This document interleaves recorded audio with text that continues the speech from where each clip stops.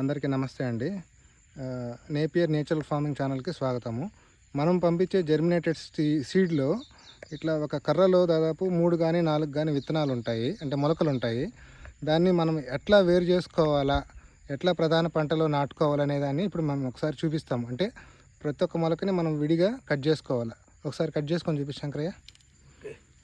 ఇప్పుడు చూడండి, ఇప్పుడు ఇదొక మొలక వచ్చింది. ఓకే,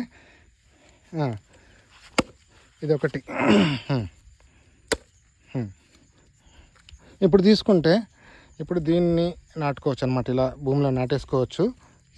ఈ మొలక అనేది ఒక అంగుళం లోపలికి వెళ్ళిపోవాలన్నమాట. ఇక్కడ దాకా లోపలికి వెళ్ళిపోవాలి భూమిలో, అంటే ఇట్లా లోపలికి నాటేసుకోవాలి. ఇక్కడ కూడా మనకు మొలక వచ్చింది చూడండి. దీన్ని కూడా మనం ఏంటంటే ఇక్కడ దాకా భూమి లోపలికి నాటేసుకోవాలి, అంటే ఇక్కడ 1 ఇంచు మునగాల అనమాట. ఓకే, అట్లనే ఇది కూడా ఇప్పుడు చూసుకుంటే ఒక కర్రలో దాదాపు మనకు 3 కానీ 4 కానీ విత్తనాలు వస్తాయి. ఓకే, సో ఇదే అనమాట ప్రొసీజరు. సో అంటే ఒక రైతులకి ఇన్ఫర్మేషన్ కావాలన్నట్టు మనం పంపించే విత్తనంని వాళ్ళు ఎట్లా ప్రధాన పంటలో నాటుకోవాలనే దాన్ని చూపించడానికి కోసం అన్నట్టు ఈ వీడియో చేశానండి. నమస్తే. కావాలనుకున్న రైతు మిత్రులు, విత్తనం కావాలనుకున్న రైతు మిత్రులు నా నెంబర్కి ఫోన్ చేసి, అంటే నా నెంబరు 9000107791, అంటే డిస్క్రిప్షన్లో కూడా నా నెంబర్ పెడతాను.